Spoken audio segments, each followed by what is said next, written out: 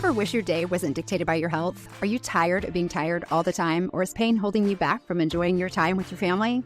Would you like to manage your symptoms holistically, but you just don't know where to begin? I am so excited that you're here.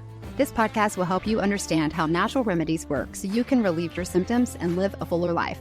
My name is Penny. I'm an occupational therapist, past pharmaceutical rep, a mom, and a wife with a strong faith, and for 25 years, I battled through debilitating Crohn's disease. I took all the medicine and did all the surgeries that stole so much time with my family, but never truly healed me.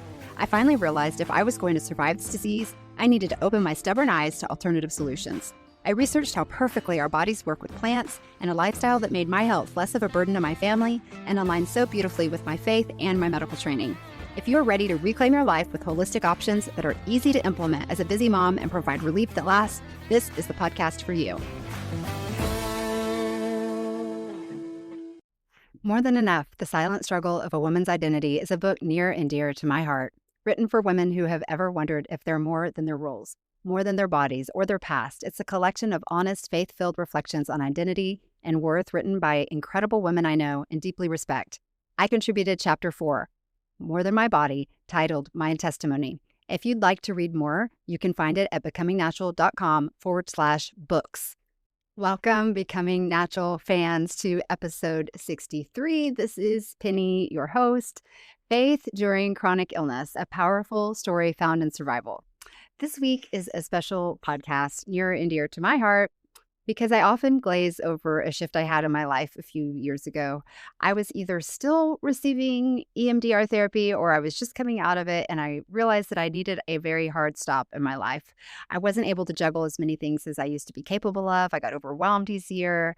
I've touched on this before, but my body was not processing all the emotions that I never processed in the midst of my battle to survive the fight of my life when I was septic and hospitalized for about 7 weeks one summer, but then with more surgeries and hospitalizations over the next year. All the while, the in-between times were just focused on recovery, resting, pasting a smile on my face while my young boys were home, and trying to return to being Penny again.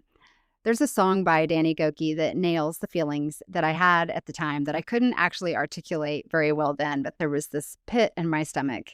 And it starts out, "You're shattered like you've never been before, the life you knew in 1,000 pieces on the floor." At that time, although I was out of the hospital, I was still not well, and I had no idea I would be normal again, or whatever normal was. I had no idea what that was either. Or for that matter, I didn't know if I was okay. I was still at risk for the sepsis to return while trying to pretend that I was okay, be a good mom to those 3 precious boys who needed a healthy mom, and a wife to a husband who had to hold our family together while working full-time while I was in the hospital for such a long time. He was recovering and surviving in his own way. Our worlds had truly been rocked. The lyrics go on, "And worlds fall short in times like these when the world drives you to your knees. You think you're never gonna get back to the you that you used to be." Oh, straight to my heart. I couldn't push a vacuum and considered it a win when someone would actually carry and put a basket of laundry on the couch beside me so that I could fold one basket. We had fabulous land that we had moved to, and I wanted to landscape and work in the yard with my husband. Yet he had to put a chair outside so I could sit and watch and tell him what to do. But I was too weak to do anything but watch. And I am a doer, not a sitter. It was so hard. I felt like an armchair general. The lyrics go on again. "Tell your heart to beat again. Close your eyes and breathe it in. Let the shadows fall away. Step into the light of grace. Yesterday is a closing door. You don't live there anymore. Say goodbye to where you've been and tell your heart to beat again." I chose that time of mandatory couch time to appreciate the stillness, to work first, to walk to the front door and back, and then down the sidewalk, and then down our long driveway. I had goals. They may have seemed very small to most people, but they were big to me. I was determined to return to being a good mom and a wife and a daughter and a friend and a sister, all the roles that I played before my world had been shattered. In the midst of this, I was managing a temporary ostomy that no one taught me how to manage when I left the hospital. As my amazing extended family, who helped me so much, started returning home more, they had their own lives to live. I had so much fear in being alone, especially with that ostomy. I didn't want my kids to deal with the gross piece of my learning the tricks of care when the tricks failed, because the learning curve was really, really steep. That gave me great fear. Returning to that shift in my life when my body was physically healed and we were living in a new city, but I was coming out of having EMDR. My brain was still very taxed and I guess kind of, healing. It was still kind of spazzy, I should say. So I decided in order to return to the mentally tough and healthy Penny that I had to cancel pretty much all my activities and focus on building my time around my family, processing my mental recovery, and saying no, learning to say no without guilt. So after a year of saying no and slowing down, I did really good at that. And one day I felt like I was ready to start adding things back into my life, but ready for a new way of managing my time. I would only say yes to the things that were a good trade for my time that incorporated my life purpose and goals. I even publicly said this on a Facebook Live. I know that's so weird, but it was an odd declaration, but it was one that for me was public, which held me accountable. And within a week, I had someone reach out to me about writing a chapter in a devotional book. I thought it was a bit funny, definitely unusual. It had come after me, but I had just declared that I would say yes to the things, even if they were hard. So as long as they were serving what I had determined over the course of many years, we learned last week, was my life's purpose. And that meeting about the book where yes was a no-brainer, as God had completely brought this to me. This is nothing that I sought out at all.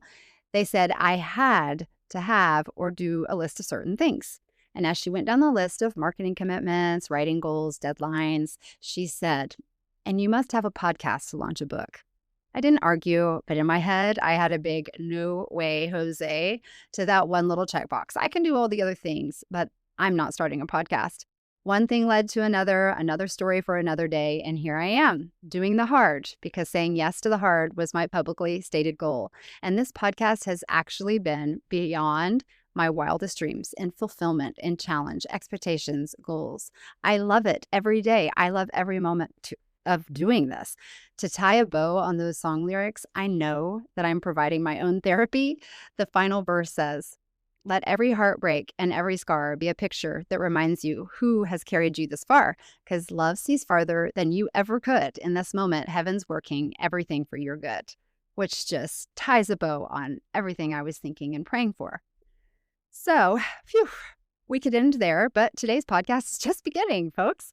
So with that backstory and last week's podcast on finding your purpose before setting your goals, I thought I would take an excerpt from that chapter that I wrote and share a little more of the emotion behind my story. We had a word limit, and if you know me, I have lots of words in my head, so it's a zipped up version, but straight from my journals and my prayers over the years, and certainly from my heart. I show up here on Becoming Natural most weeks with something practical, a natural tool, a remedy, something that's helped me along the way. And I love sharing those things because it's exciting to me when I find something new to be able to share it. But I never want you to think that I'm speaking from a place of having it all figured out or from a life that's been easy. I come with experience, a lot of experience, and a lot of humility because I have been in the deepest trenches, the kind that you will never forget, the kind that change you forever. And even though it may not look like it now, because God has done a lot of restoring, I am so blessed and so fortunate. I have walked a very long and very painful road to get to this point.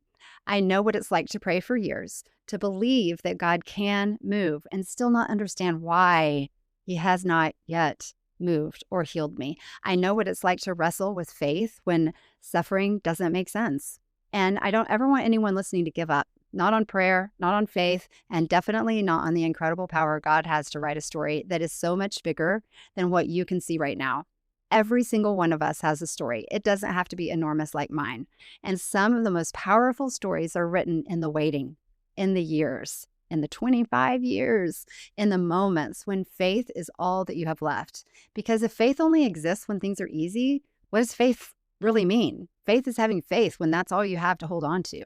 So this excerpt comes from the book that I contributed to, More Than Enough, The Silent Struggle of a Woman's Identity. It was written from inside that hard place and not with answers, but with trust. So this is my chapter in a larger book. I'll continue to tell you more about the book in a little bit, but this chapter is called My Intestimony. But he said to me, my grace is sufficient for you, for my power is made perfect in weakness. Therefore, I will boast all the more gladly about my weaknesses, so that Christ's power may rest on me. That is why, for Christ's sake, I delight in weaknesses and insults and hardships and persecutions and difficulties. For when I am weak, then I am strong. That's from 2 Corinthians 12, 9-10. When I was 25 years old, I was diagnosed with Crohn's disease. It has been a long journey, but not a journey without hope. If I had known then what I know now, I would have avoided an incredible amount of pain and heartache for my family and me. I would have prevented 13 painful abdominal surgeries. I wouldn't have missed weeks of work. I wouldn't have had to move back home twice to be nursed back to health by my parents. I wouldn't have spent nights sleeping on my bathroom floor or tucking my children in and then driving myself to the emergency room. I wouldn't have missed my boys' school programs because of tests and procedures, or had my sweet children finding me motionless in pain on the floor. My husband wouldn't have missed days of work, and I wouldn't have missed days of my life fighting through debilitating pain. I wouldn't have taken an enormous amount of medication or worried for the life and health of my third child as he grew inside of me. My husband, my parents, my children wouldn't have had to worry if I knew then what I know now. However, if I knew then what I know now, I wouldn't have suffered nearly as much, but I also wouldn't have clung to my hope and my faith in God. I wouldn't have found myself praying so desperately to be healed and wouldn't find myself here writing and podcasting about hope for those who suffer from Crohn's disease or any debilitating disease. Where would the miracle be in my story if I knew then what I know now? Roughly 33 years ago, after my first stomach pain, I stand in awe how the Lord wove together every aspect of my life into a masterfully planned and miraculous story of healing from a chronic and debilitating disease. He used every piece of my life to write his story through me. He opened my heart years ago to desire a true life's purpose and to yearn for a personal testimony that would allow me to be used for his purposes. He molded my spirit into one that fiercely desired to deepen my faith and knowledge of Christ. He ultimately taught me to surrender everything I had left in the darkest of hours to trust his plan completely. For I know the plans I have for you, declares the Lord, plans to prosper you and not to harm you, plans to give you a hope and a future. Jeremiah 29:11. So I call this section the spiritual trifecta. By the time I was 25, I had recovered from 2 emergency abdominal surgeries. Shortly after the second surgery, I met my husband. A year and a half later, we were married and were ultimately blessed with 3 healthy boys. But the Lord was just getting started with us. I was involved in a great Bible study that challenged me to find my purpose, but the thought of my life's purpose had never crossed my mind. I had 3 little boys, and I was struggling to make it one day at a time, just being a mom and living a life with painful illness. My husband and I also joined a brand new Sunday school class. Our class spent the first weeks sharing our testimonies with each other, which only fed my insecurities. I didn't have a testimony. I didn't even know when I became a Christian. I grew up in a strong Christian family and always had faith and a firm faith. My story was relatively dull, as was my testimony. The third piece of this trifecta occurred when our minister challenged us to pray for trials in our lives. Struggles typically bring you to prayer and growth in your faith when time gets hard. We had no idea what was beyond those prayers, but our world was about to be rocked. We knew at the outset that we were praying to deepen our faith and trust in the Lord. That was our goal. We wanted to lean into his strength and not our own. Consider it pure joy, my brothers and sisters, whenever you face trials of many kinds, because you know that the testing of your faith produces perseverance. Let perseverance finish its work so that you may be mature and complete, not lacking anything. James 1:2-4. Over the next several years, we added many tools to our faith arsenal. My health was already in a sharp decline, and my husband ultimately left his job, his entire career, to work closer to home and be available to our family. Every change that he made confirmed that the Lord was guiding his steps. God was putting him in a place that could support him when he needed it the most. The Lord was moving before us with a hedge of protection, yet we could not see what was coming. My doctor's visits became more serious, conversations were heavier, and my overall status was becoming more concerning. My stays in the hospital increased in frequency, and more difficult decisions arose with blood transfusions, new medications, painful procedures, and visits to multiple specialists. So many decisions. My determination to be normal was beginning to show cracks as I could no longer hide my pain or show up consistently as a healthy mom. But those who suffer, he delivers in their suffering. He speaks to them in their affliction. Job 36:15. My prayers were being answered. I was accepted to the Mayo Clinic, and we just knew this was the answer to all my problems. After having some discouraging discussions, I received a single positive report. I looked at this very stoic doctor in the eye and said, "That's great news, isn't it?" He stared at me blankly, and I repeated myself. He half smiled and said, "You have lots of room for improvement, but yes, I guess that's an improvement." He went on to tell me he believed that if I were on the Oregon Trail, I would have made it to Oregon without a doubt. He said to me that most people in my condition rolled into his office in a wheelchair, looking awful. He said I was a very sick girl, yet I looked nothing like those others. One of my previous doctors told me he put me in the NCS category, the non-complaining souls. I never wanted to be a martyr or praised for being tough. I did have pain and I had a lot of it, but I also didn't want my disease to define me. If I complained every time I had pain, no one would want to be around me. I was in chronic pain. And at that point, my prayer posse had prayed for 15 years for my healing. On days I was down, I thought, why can't I be that miracle? God can heal me, so why isn't He? And why do I have to go through this? I remember asking my mom through tears, when will I get the chance to be healed? I knew people were praying for me, and God could heal me if He wanted to. So why weren't my prayers being answered? As my case worsened, I was referred to the University of Texas Medical Center in Houston, and the parade of residents began, each nonchalantly asking me what was wrong, like they did in all the other hospitals I'd been to. When I detailed the surgical history and the extent of the pain I was in, one of the residents responded, "But you look so put together." If I had the energy, I probably would have slapped her at that point, but I had already been through so much that week, and I didn't feel like proving to her what my misery level was. As soon as she read my chart, she grimaced and told me, "Wow, you really are a sick girl." And I already knew. By the frequent shocked looks and the doctor's desire to share my case with the medical students every single time I landed in the hospital, I knew that I looked better than I should. I was so grateful for that and knew there was only one reason. I was covered in prayer by legions of amazing friends. Be joyful in hope, patient in affliction, faithful in prayer, Romans 12:12. I returned to my own doctor for an endoscopy. After I was prepped, he said to his nurse in his amazing Czechoslovakian accent, I loved him, "This one, she's a fighter." While I appreciated his sentiments, I got lost in the thought, and I laid there and wished I didn't have to be a fighter.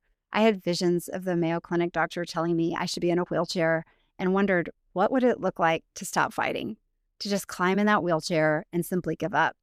And for that brief moment, I exhaled with that relief that came with those thoughts. But for only that moment, thankfully, snapping back into the reality of my wonderful life with my amazing family, who wouldn't fight for them? It was hard to keep it all together at times, but wasn't that the lesson I was there to learn? To trust in the Lord and lean not on my own understanding, to acknowledge Him in all of my ways. He was taking care of me. After years of standing before doctors as they looked at me in disbelief at the severity of my illness, it finally started to sink in that I really was a sick girl. As I became more coherent following that endoscopy, I heard them in discussion that my procedure was aborted. My stomach wasn't emptying. I felt the tears well up in my eyes, and I started to cry.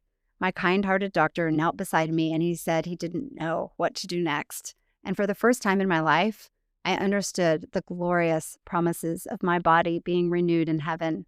I dreamed of my earthly body being made perfect and without pain. I felt very intimately the deepest desire to be pain-free and to be whole again.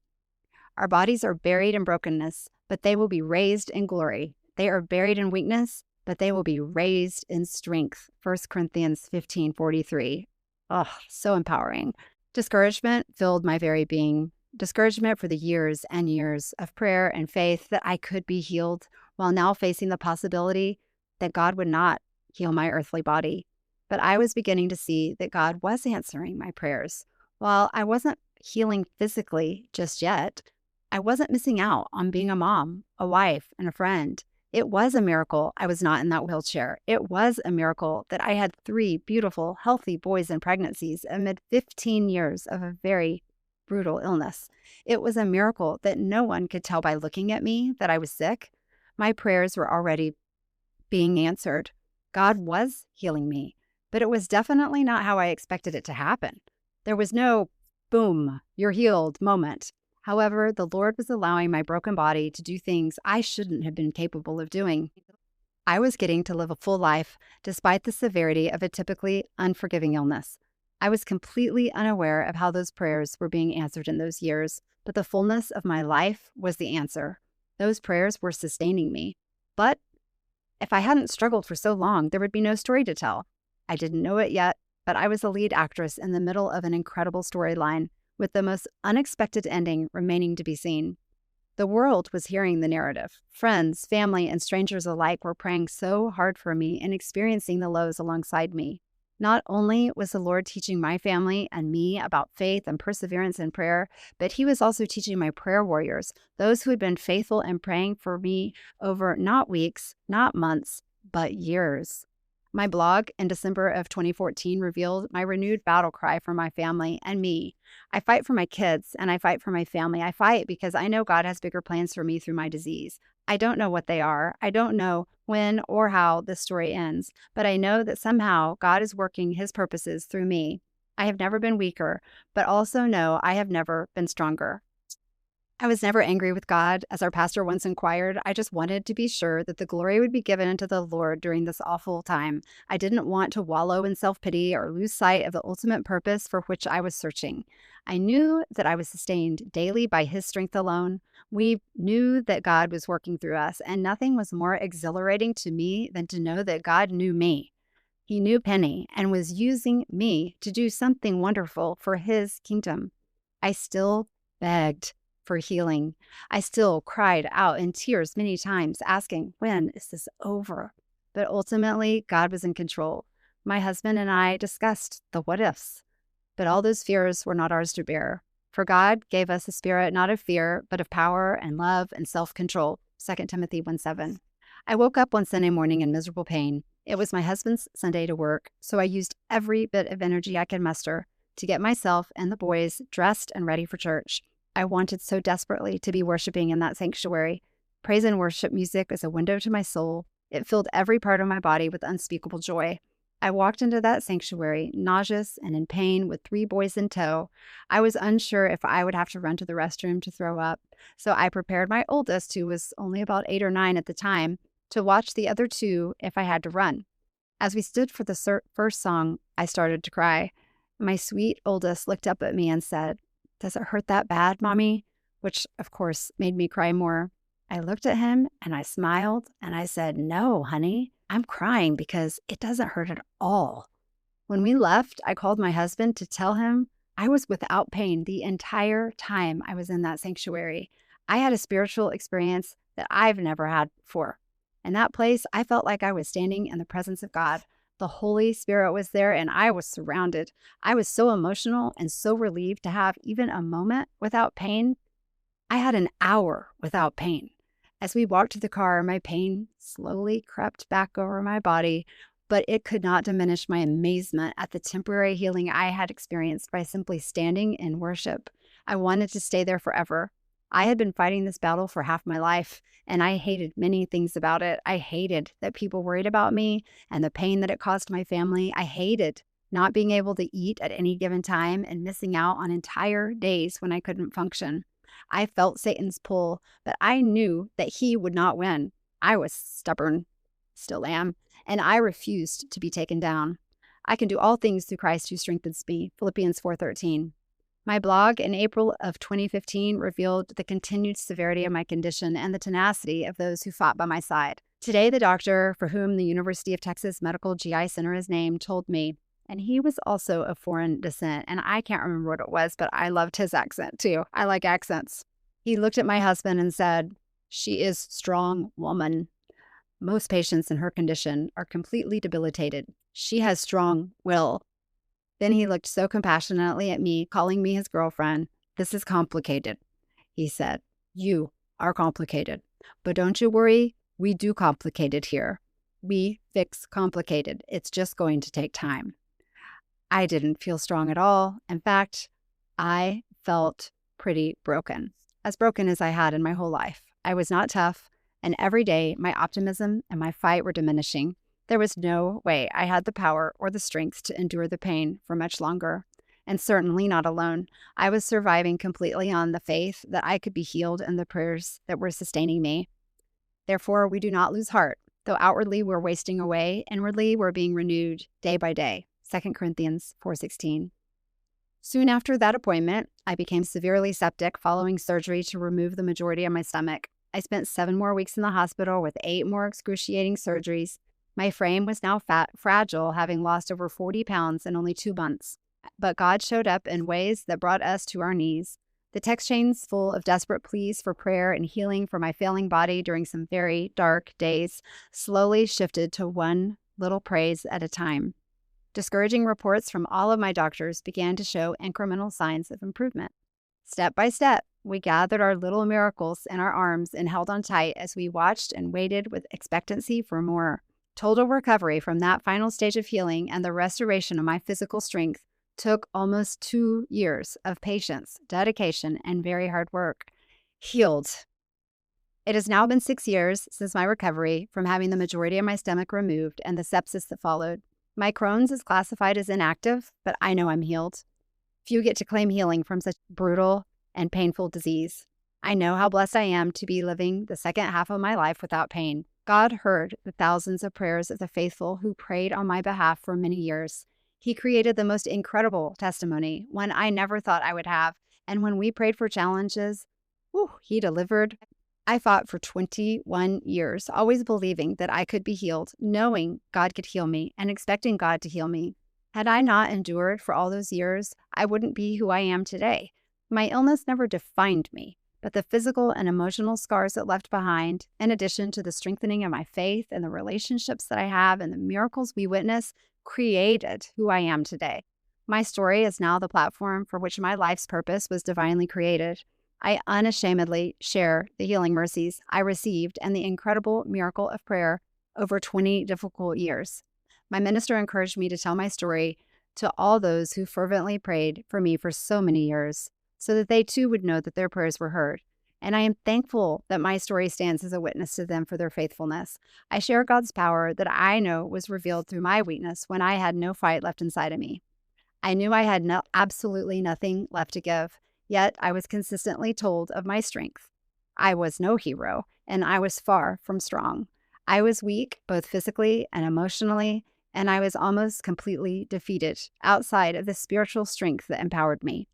The strength that people witnessed was my God because His power was made perfect in my weakness.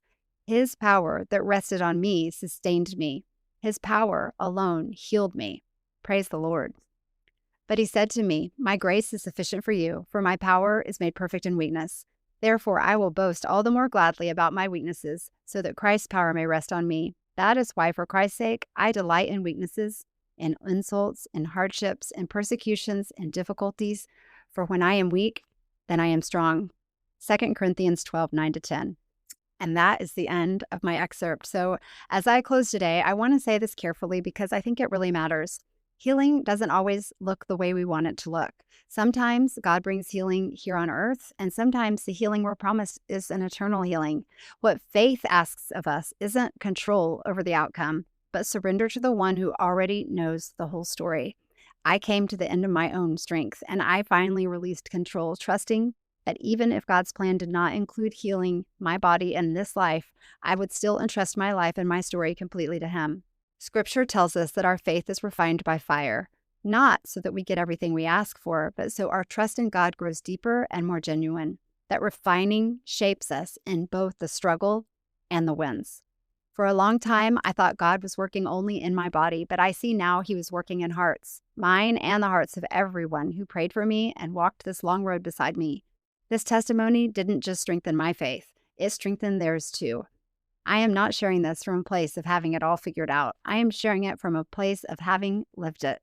From the hard days, the long prayers, and learning to trust God when I didn't have answers. It comes from survival, from years of prayer, and from learning to release control and trust God's will, even when I didn't understand it. So if you're still waiting, still praying, still surrendering, please don't give up. God is not absent in your waiting. He is with you in it, shaping what you cannot yet see and holding every part of your story with faithfulness. God has not stepped away from your story. He is right there in the middle of it, faithful to finish what He began. Have a great week. If my story resonated with you, I invite you to read more stories from women who have wrestled with their identity and found they are more than their struggles. More Than Enough brings those voices together, including my chapter, My and Testimony, a chapter 25 years in the making. They make great gifts for any woman in your life that needs some encouraging words. You can grab an autographed copy at becomingnatural.com/books, BOOKS. Thank you so much for tuning in today. If you've enjoyed today's episode, hit that follow button, leave a 5-star review if you're so willing, and help spread the message of Becoming Natural by sharing it with a friend. Check out the resources in the show notes and join the email list to stay on top of all the latest and greatest happenings at Becoming Natural as we roll out exciting new things while we grow. Until next time, take those baby steps to a more natural life and always give yourself grace. Progress, not perfection, is the goal. See you next week.